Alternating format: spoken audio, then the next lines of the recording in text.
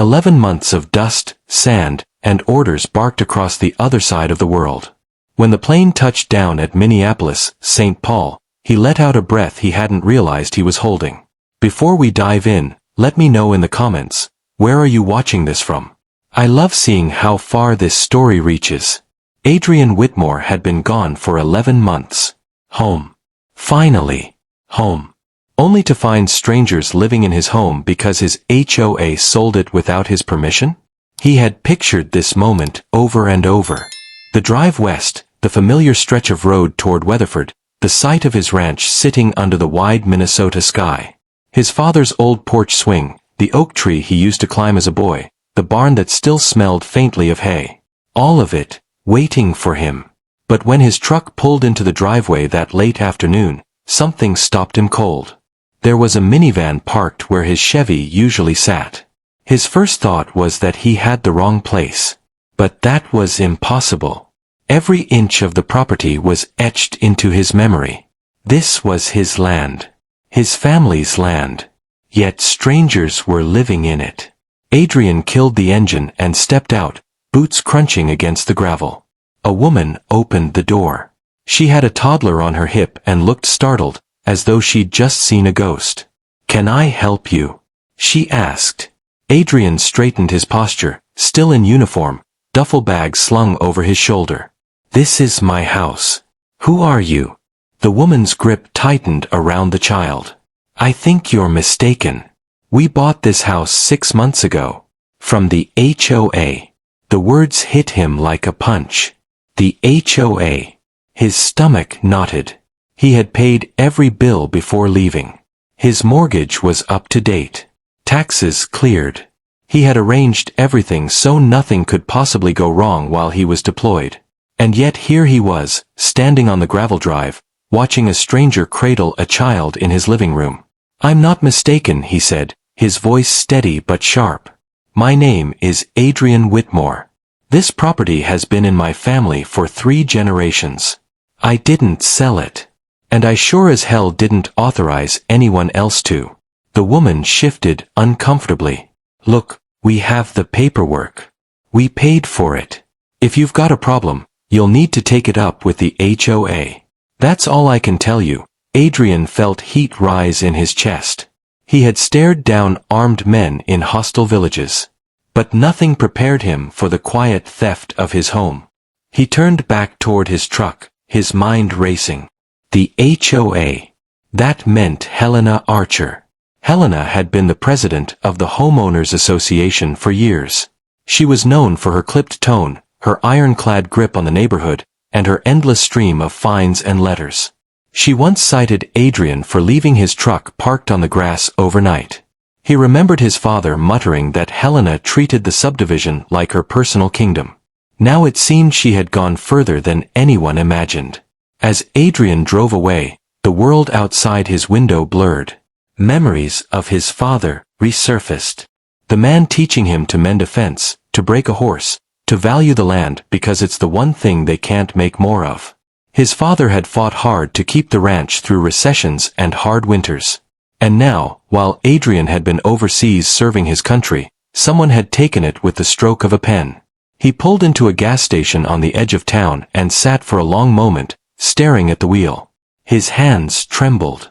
He dialed the number for an old friend, Luis Navarro, a local sheriff's deputy who'd grown up 2 miles down the road. "Ralston, you back?" Luis's voice cracked with surprise.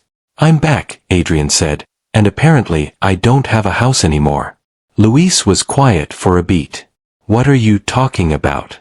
"The HOA sold my ranch. There's a family living in it right now. They said they bought it through Archer." "Jesus," Luis muttered. "You need to come by the station. Bring whatever paperwork you've got. We'll sort this out.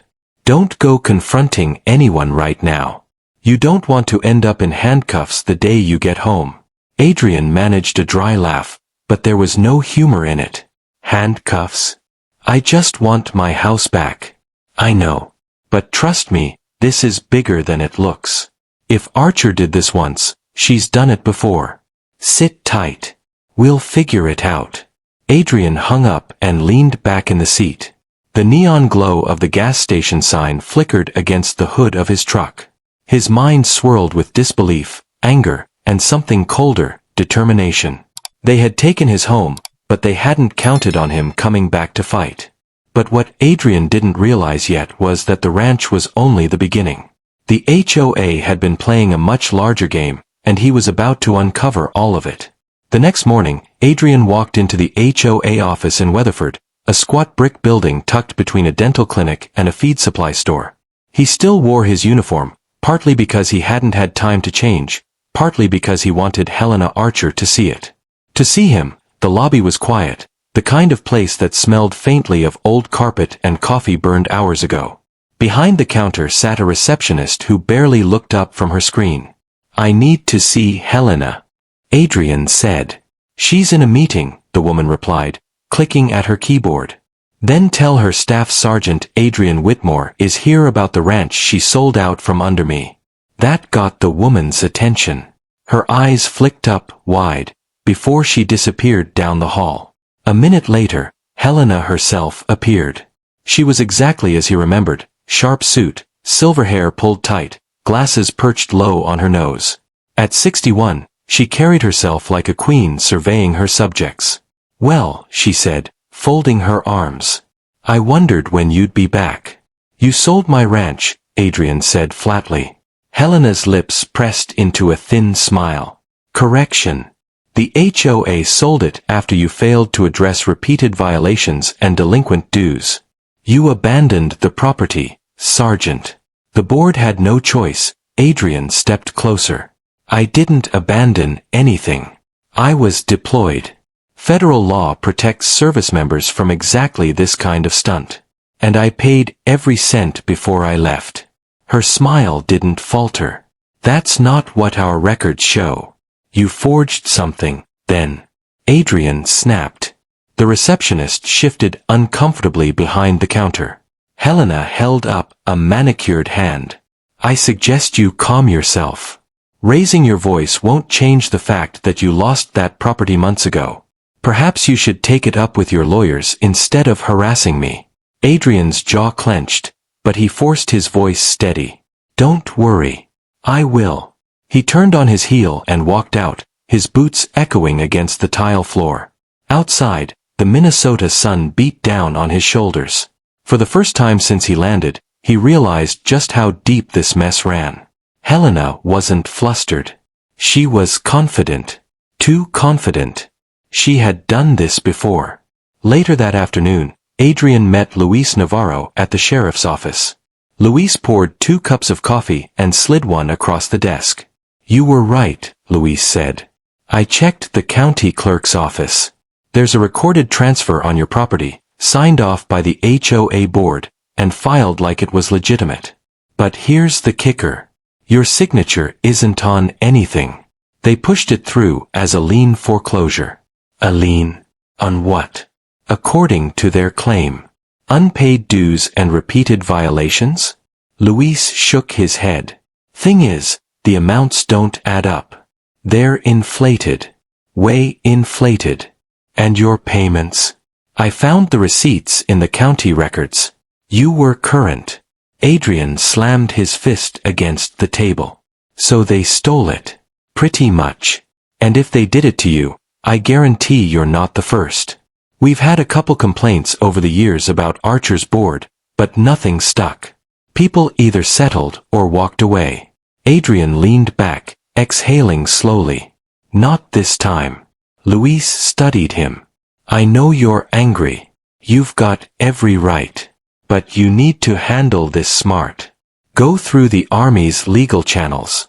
You're covered under the Service Members Civil Relief Act. If you push this the right way, you'll not only get your ranch back, you'll burn their whole scheme down." Adrian nodded. "Then that's what I'll do." That evening, he sat at his sister's kitchen table in Mineral Wells. Emma Whitmore, 5 years older, stubborn as a mule, had made a pot of chili and refused to let him talk until he'd eaten at least 1 bowl. "They sold Daddy's land," she finally said, her spoon clattering against the bowl. "Over my dead body." "I'm getting it back," Adrian said, "and I'm going to make sure they can't pull this on anyone else." Emma's eyes burned. Good, because if Daddy were alive, he'd be down there himself flipping tables. They both laughed, the sound rough and tired, but it broke the tension. Adrian pulled a folder from his duffel, every receipt, letter, and notice he'd kept before deployment. He spread them across the table. Army JAG office will have my back, he said, and once they dig into this, Helena's kingdom is going to crumble. Emma tapped one of the receipts.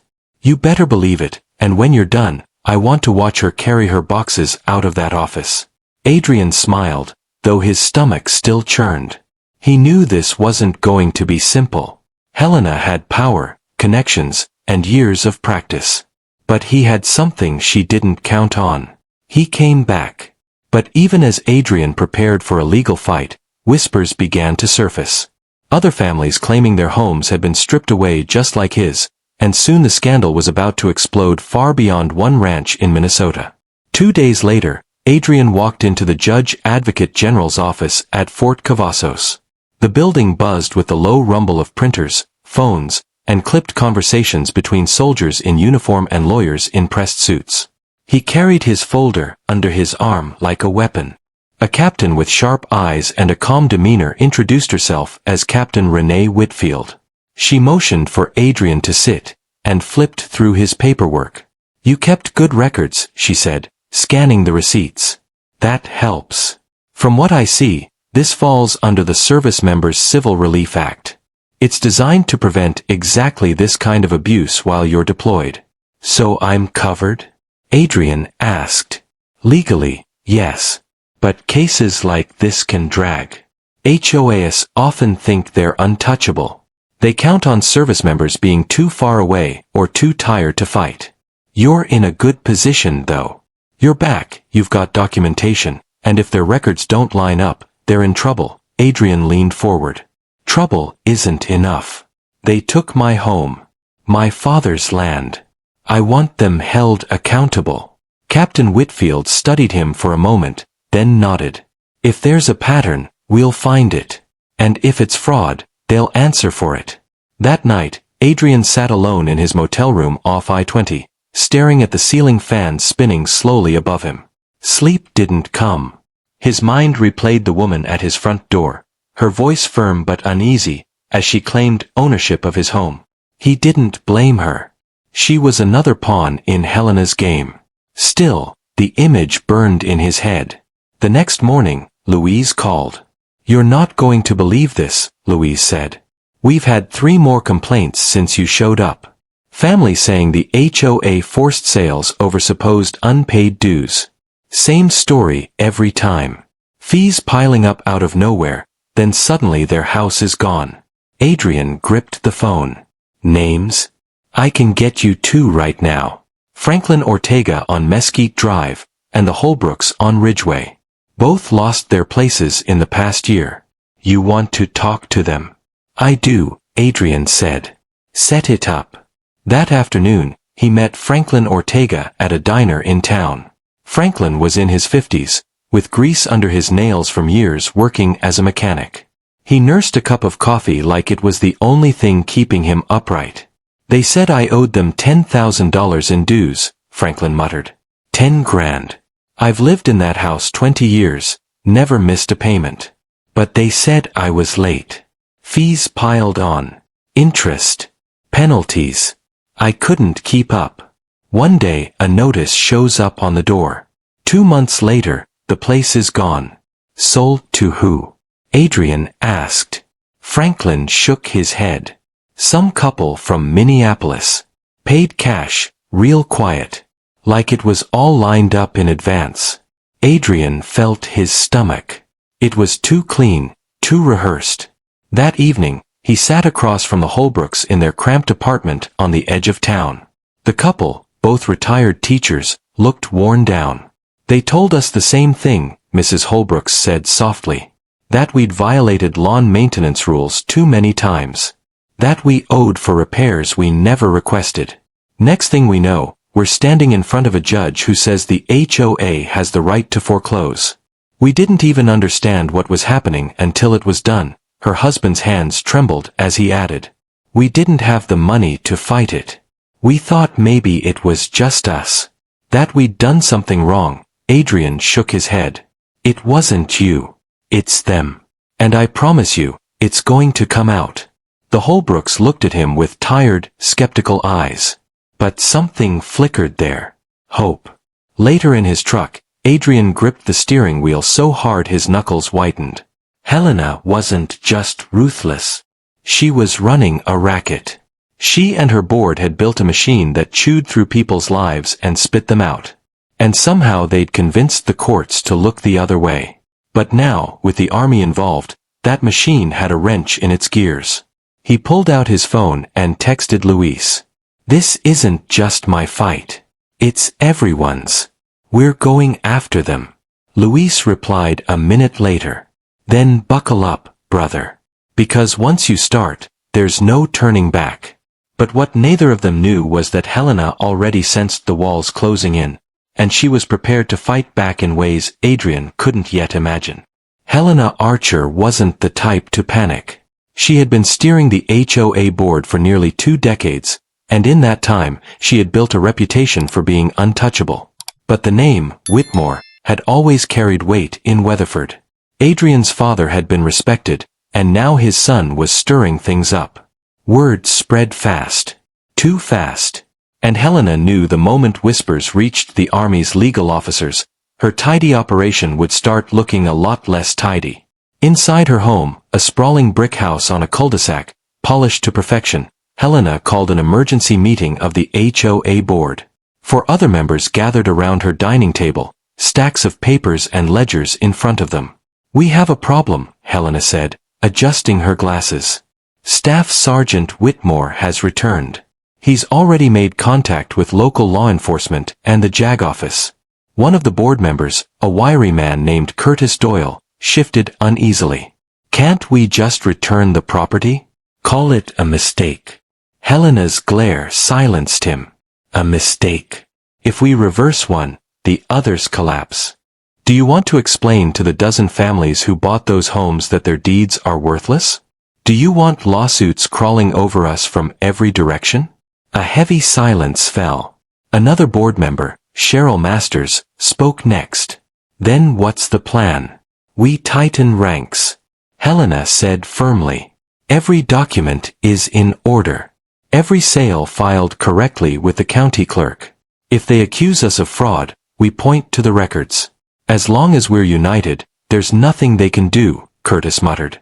Unless someone talks, Helena's eyes narrowed. No one talks. Meanwhile, Adrian wasn't sitting idle. Captain Renee Whitfield had already filed motions to halt further HOA foreclosures pending investigation. She explained to Adrian that the Army's intervention would carry weight in federal court. Still, it wasn't just about law. It was about perception. The more families stepped forward, the harder it would be for Helena to paint him as an outlier. Louise called again late one evening. Ralston, you stirred a hornet's nest. People are coming out of the woodwork. I've got 6 new names. Folks who say they got bullied out of their homes. Some too scared to go public. But they'll talk to you privately. Adrian rubbed his temples. Scared of what? Louise lowered his voice. Of Archer. She's got pull. People say she threatened them with liens, fines, even lawsuits if they spoke up. One guy claims his truck was mysteriously vandalized after he complained at a meeting. Adrian's blood boiled. Then we'll give them a reason not to be afraid. The next day he met with Franklin Ortega again, this time joined by 2 other displaced homeowners in the back room of the diner. The smell of fried food and coffee lingered in the air as they huddled over their cups. They can't keep getting away with it, Franklin said, his voice low. But people need to see someone standing up to them. Most of us just thought we didn't have a chance. Adrian leaned in. You do now. The Army's involved. This isn't just a neighborhood squabble anymore. It's federal. If you're willing to give statements, you'll have protection.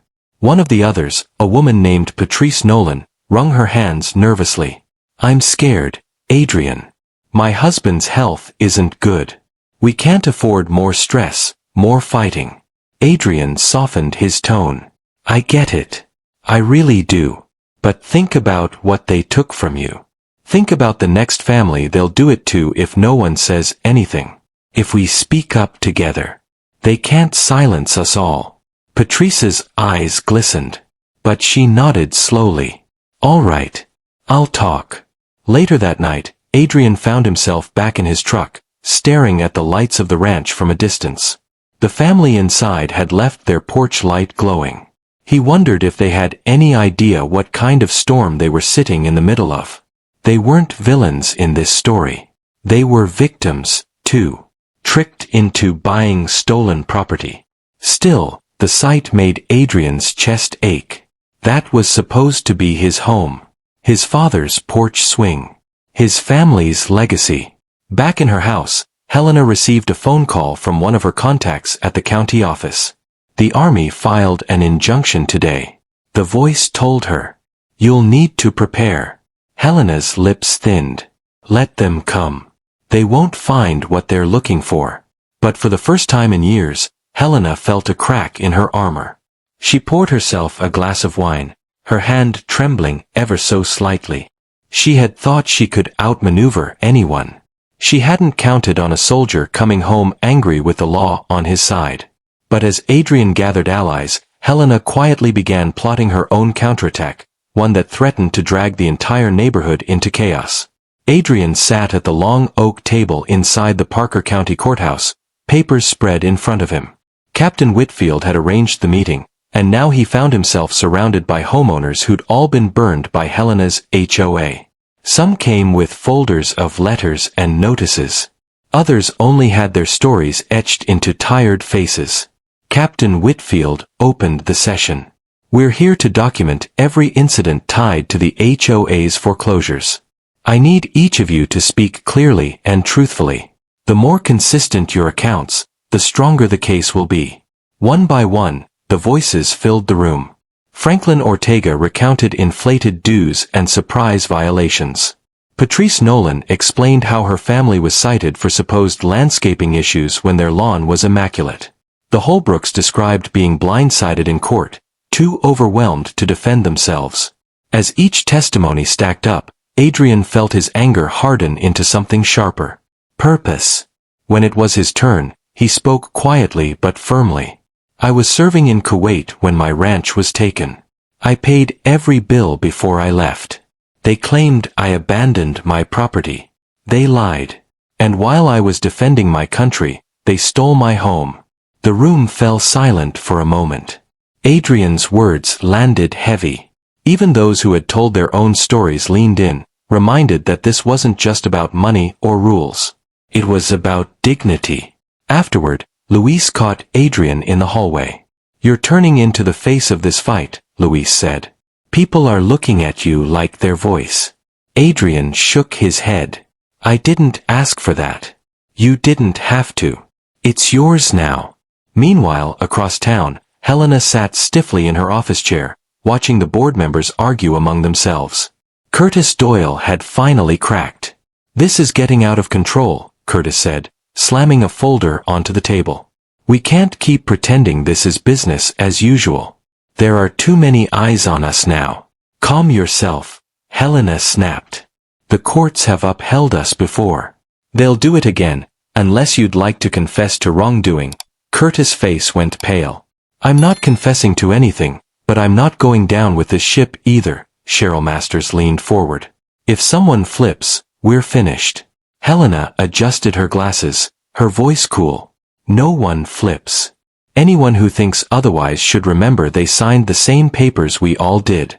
Curtis swallowed hard. He knew exactly what she meant. Back at the courthouse, Captain Whitfield gathered her notes. We have enough to move forward. Next step is filing a federal complaint. That will freeze further HOA actions until a judge reviews everything. Adrian felt a measure of relief, but it was short-lived. As he left the courthouse, a man he didn't recognize approached him near his truck. The man wore a ball cap, pulled low, and kept his voice quiet. You'd better back off, soldier, the man said. You're stirring trouble that doesn't concern you anymore. People are getting nervous. Nervous people do desperate things. Adrian stared at him, unblinking. Is that supposed to scare me?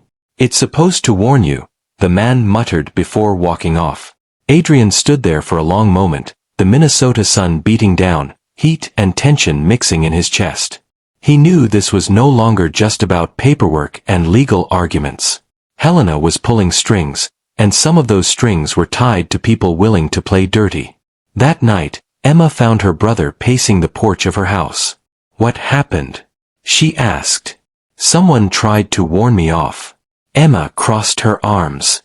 And I'm not backing down, Adrian said. His voice was low, steady. They took our father's land. They preyed on families who couldn't fight back. If they think I'll scare easy, they picked the wrong man. Emma's eyes softened. Then you'd better be ready. Because people like Helena don't fight fair. Adrian looked out into the dark Minnesota fields. Fireflies flickering in the distance. He could feel the weight of what was coming, but beneath it was steel. He wasn't just fighting for himself anymore. He was fighting for every family wronged by that board. For every soldier who deserved to come home to the life they left behind. But while Adrian steeled himself for the battles ahead, Helena was already setting her sights on the courtroom. And she was prepared to use every weapon at her disposal, no matter the cost. The courthouse in St. Paul was buzzing the morning the first hearing was scheduled. Reporters loitered on the steps, microphones in hand, eager for a soundbite. Local news stations had picked up the story of the Army staff sergeant who came home to find his ranch sold out from under him. By now, the scandal had grown larger than Adrian could have imagined. Inside the courtroom, the air was thick with anticipation. Adrian sat at the plaintiff's table with Captain Renee Whitfield beside him, her briefcase neatly stacked with documents and affidavits from homeowners. Across the aisle, Helena Archer sat tall, her expression icy, her attorneys flanking her like sentinels. The judge entered, stern, efficient, and the room rose before settling again. Captain Whitfield opened with calm precision. Your Honor, this case is not about a single home. It's about an abuse of power that targeted multiple families under false pretenses. Staff Sergeant Adrian Whitmore was deployed overseas, fulfilling his duty to this country when his property was wrongfully foreclosed upon by the Homeowners Association, led by Mrs. Archer. We will present evidence showing that not only was his account current, but several other families suffered the same fraudulent tactics. Helena's lead attorney countered smoothly, his voice carrying the confidence of someone used to winning. Your Honor, the HOA followed all proper channels. Mr. Whitmore failed to meet his obligations as a homeowner. Our records clearly document unpaid dues, violations, and a lawful foreclosure process. This is not fraud. It is enforcement of community standards. Adrian clenched his fists under the table. He wanted to stand up and shout, but Captain Whitfield placed a steady hand on his arm. Patience, she whispered. One by one, witnesses were called. Franklin Ortega took the stand first, describing in detail how he was hit with sudden fees and penalties that snowballed into foreclosure. Patrice Nolan followed, her voice shaking as she explained how Helena herself threatened her family with legal action if they didn't comply. Then came the Holbrooks, their testimony painting a picture of confusion and helplessness. As they were railroaded through a process they barely understood. Helena sat stone-faced through it all, occasionally whispering to her attorney, but never losing her composure. Finally, it was Adrian's turn. He stood, walked to the witness stand, and swore in. His voice carried a steady weight as he told his story. The deployment. The bills paid before he left. The shock of finding strangers in his home. I served 11 months in Kuwait, Adrian said, locking eyes with the judge. I was protecting this country, and I came back to find my father's land stolen. Everything I worked for. Everything he built. Gone. And not because I failed, but because someone decided my absence made me an easy target. The courtroom was silent. Even the reporters stopped typing for a moment. During cross-examination, Helena's attorney tried to shake him. Mr. Whitmore, can you prove beyond a doubt that you paid every single bill before you left? Adrian didn't flinch. Yes, the receipts are in the folder you're holding. The attorney pressed again. And yet, isn't it possible you simply forgot something given the stress of deployment? Adrian's jaw tightened. I never forgot my responsibilities. Not to my unit, and not to my home. The judge intervened before the attorney could push further. By the end of the day, the judge announced a temporary injunction. All HOA foreclosures tied to Helena's board were suspended pending a full investigation. It wasn't victory. Not yet. But it was a crack in Helena's fortress. As they left the courthouse, reporters swarmed Adrian. Microphones and cameras shoved toward him, questions flying. Staff Sergeant, how does it feel to finally face Mrs. Archer in court? Do you believe you'll get your ranch back? Do you think the HOA committed fraud on a larger scale? Adrian paused at the top of the steps. He wasn't a man who sought the spotlight. But this wasn't about him anymore. This fight isn't just mine, he said. It's about every family that's been pushed around by people who thought they were too small to matter.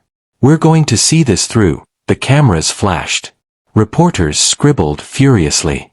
And somewhere in the crowd, Helena Archer watched with narrowed eyes, her lips pressed thin. But what Adrian didn't yet realize was that Helena had allies outside the courtroom, people with money and influence, who weren't about to let her empire collapse without a fight. The week after the injunction felt like a blur. Calls came in from newspapers across Minnesota, and even a few national outlets wanted Adrian's story. Soldiers reached out through social media. Veterans groups voiced support. And neighbors he barely knew offered a handshake or a pat on the back. But with every new show of solidarity, the pressure grew heavier. One evening, Adrian sat on the porch of his sister Emma's house, phone buzzing non-stop. She set down 2 mugs of coffee and sat beside him. You're becoming the face of this whole thing, Emma said. I never wanted that, Adrian admitted, staring out into the yard. I just wanted my ranch back. Doesn't matter. People see you standing up to Archer, and they're rallying behind you. You can't turn away now. Adrian rubbed the back of his neck. I know, but it feels like the more people I represent, the more I've got to lose if this goes wrong, Emma's voice softened. That's exactly why you can't let it go wrong. While Adrian wrestled with the weight of responsibility, Helena Archer was far from idle. She knew the courtroom had shifted momentum against her, and the Whitmore name was plastered across every headline.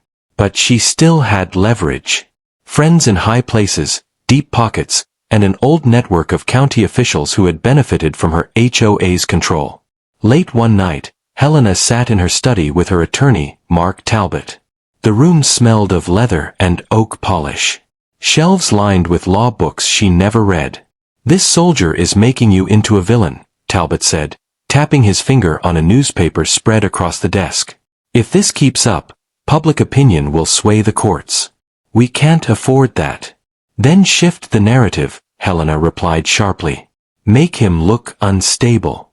A hothead, fresh back from war, not thinking clearly. People will believe it. Talbot hesitated. That's risky. Everything is risky, Helena snapped. But perception wins cases just as much as facts. You know that. Within days, whispers began to circulate. Anonymous posts online questioned Adrian's mental stability. A blog claimed he had a history of violent behavior. Local gossip painted him as aggressive, impossible to reason with. Adrian ignored it at first, but when an old acquaintance stopped him in town and asked if he was doing okay after everything overseas, he realized the smear campaign was working. He stormed into Luis Navarro's office, slamming the door behind him. They're trying to paint me as unhinged, Adrian said, his voice low but burning.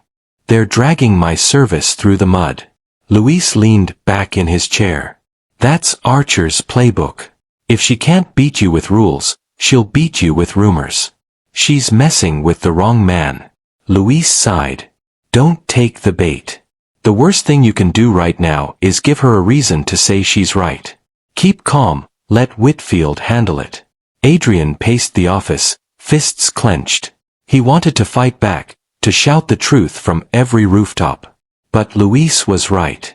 Losing his temper would only feed their narrative. That night, Captain Whitfield called. "I heard about the rumors," she said. "Stay focused. We're filing for discovery next week, which means we'll start pulling their internal records. If Archer's been manipulating finances, we'll find it. That's how we win. Not through gossip, but proof." Adrian exhaled slowly. "Proof. That's all I need." Still, doubt gnawed at him. He thought about the families who had trusted him, about the Holbrooks and Patrice Nolan, about Franklin Ortega staring into his coffee cup like it was the only thing keeping him from falling apart. They were counting on him. If Helena's tactics worked, all of them would lose again. Back at Helena's house, she poured herself another glass of wine and listened to the hum of her phone buzzing with updates from Talbot. The smear campaign was spreading. But despite the headlines, a part of her felt unease for the first time. She had underestimated Adrian Whitmore. He wasn't just fighting for himself. He was pulling the whole community behind him. And that, she realized, was far more dangerous than any lawsuit. But just as Helena doubled down on her strategy, the first cracks in her fortress began to show. Documents surfaced that suggested the HOA's books weren't as clean as she claimed. And soon, the truth was about to spill out in ways no one could contain. It started with a single folder. Captain Renee Whitfield slid it across the table in her office at Fort Cavazos. Her face calm, but her eyes bright with something close to triumph. "We got discovery," she said. And Archer's board handed over more than they realized. Adrian leaned forward, opening the folder. Inside were spreadsheets, payment records, and scanned letters with HOA letterhead. At first glance, it all looked routine. But Captain Whitfield pointed to a column of numbers. "See this? They logged late fees on accounts that were already marked as paid. Here, for example, Ortega's file. His payment cleared on the 10th. But 5 days later, they added a penalty for late dues. That's impossible. And it happened over and over again." Adrian scanned the papers, his pulse quickening. "So they manufactured debt." "Exactly. They created a paper trail to justify foreclosures. And if we can show a pattern across multiple families, that's fraud." Adrian closed the folder slowly. "This is the proof." That evening, he met Luis at the diner where it had all begun. They slid into a booth in the back, the hum of conversation and clinking silverware around them. Adrian spread the folder across the table. Luis whistled low. "Well, I'll be damned. They cooked the books. And now we can prove it." Luis shook his head. "You realize what this means. It's not just Archer. The whole board's implicated. Maybe even county officials if they looked the other way." Adrian sat back, the weight of it all settling in. "Good. Let it burn." Meanwhile, Helena Archer sat in her office, poring over the same spreadsheets with her attorney, Mark Talbot. He was pale, his jaw tight. "This doesn't look good," Talbot muttered. "It's paperwork," Helena said dismissively. "No jury will sort through thousands of lines of numbers." Talbot shot her a look. "Don't be naive. The army lawyers will break this down in plain English. They'll show it's fraud. If that happens, you're not just losing the case. You're facing charges." Helena's hand trembled slightly as she set her pen down. "Then we bury it. We find a scapegoat. Curtis Doyle handled most of the finances. Let him take the fall." But Curtis Doyle had already begun to distance himself. That same night, he called Luis Navarro anonymously. His voice cracked through the receiver. "I can't do this anymore," Curtis said. "Archer told me to sign things I knew weren't right. Late fees, liens, inflated penalties. It was all orchestrated." She said it was policy. "I thought it was legal, but it wasn't. If you give me protection, I'll testify." Luis leaned forward at his desk, heart pounding. "You're sure about this?" "Positive. I've got emails, copies of memos she sent. She knew exactly what we were doing." The next day, Curtis sat across from Adrian and Captain Whitfield, his hands shaking as he slid over a thumb drive. "This has everything," Curtis said quietly. "Emails, internal notes, instructions from Archer. She told us to target homeowners who were vulnerable, people deployed, elderly couples, families behind on medical bills. Said they were easy to push." Adrian's stomach turned. "Easy to push. That's how she saw us?" Curtis nodded, ashamed. "I'm sorry. I was part of it. I thought it was just business. But it's not. It's theft." Captain Whitfield pocketed the drive. "Mr. Doyle, if you're willing to testify, this case just became much stronger." As word spread that a board member had flipped, Helena felt the ground shift under her feet. At the next HOA meeting, she tried to project confidence, but the murmurs in the crowd were different now. Sharper, more hostile. People whispered about missing money, shady sales, and the board's sudden silence. One homeowner stood up and shouted, "Where's our money, Helena? Where's the transparency?" For the first time, Helena's polished composure cracked. She slammed the gavel and demanded order, but the room no longer bowed to her authority. Later that night, she sat alone in her study, staring at the ledger books. For years, she had ruled this neighborhood like a fiefdom, believing no one could touch her.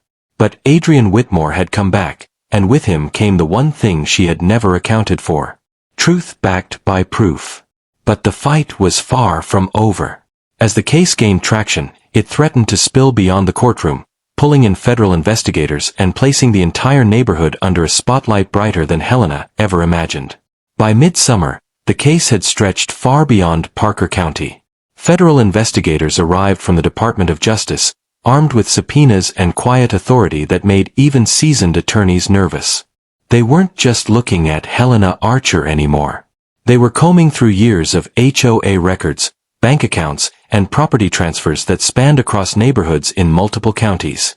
Adrian stood outside the courthouse one morning as unmarked black SUVs pulled up. Agents in plain suits stepped out, carrying briefcases. Luis joined him on the steps, shaking his head. "Never thought I'd see the day," Luis said.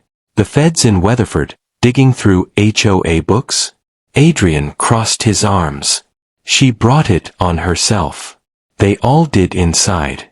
The investigators spread across offices, quietly gathering files. Curtis Doyle, now under protection, walked them through how Helena orchestrated the scheme. Every fake fee. Every inflated violation. Every manufactured lien. It was all laid out in black and white. One agent, a tall man with a clipped voice, explained to Adrian, "We've already identified at least 12 families who lost property under suspicious circumstances. Some of the homes were resold to developers at below market prices, then flipped for profit. This isn't just HOA abuse. It's fraud. Conspiracy. Maybe even racketeering." Adrian felt both vindicated and sick to his stomach. Vindicated because the truth was finally surfacing. Sick because so many families had been chewed up in the process. That evening he returned to Emma's house, exhausted but determined.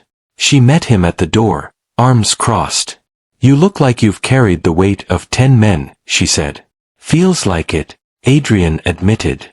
"Every time we dig deeper, it's worse than I thought. She wasn't just after me. She built an empire on stolen homes."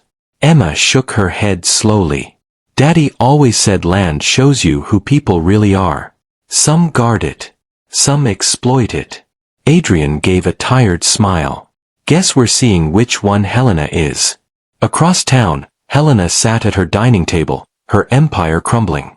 She had called a private meeting with her attorney, Mark Talbot, and Cheryl Masters, the only board member still loyal enough to show up. Talbot didn't mince words. "The DOJ is circling. They're not just investigating civil violations anymore. If they press charges, you could be looking at prison." Helena's hands tightened around her wine glass. "Prison? For enforcing HOA bylaws?" "Don't play dumb," Talbot snapped. Curtis flipped. "They've got emails, memos. Your fingerprints are on everything. The only question now is how hard they'll come after you." Cheryl shifted uncomfortably. Maybe we should cooperate. Cut a deal. Helena shot her a glare that could cut glass. You think I'm going to sit in a cell while that soldier prances around on the evening news like a hero? Never. I built this neighborhood. I made it desirable. Those people should be thanking me.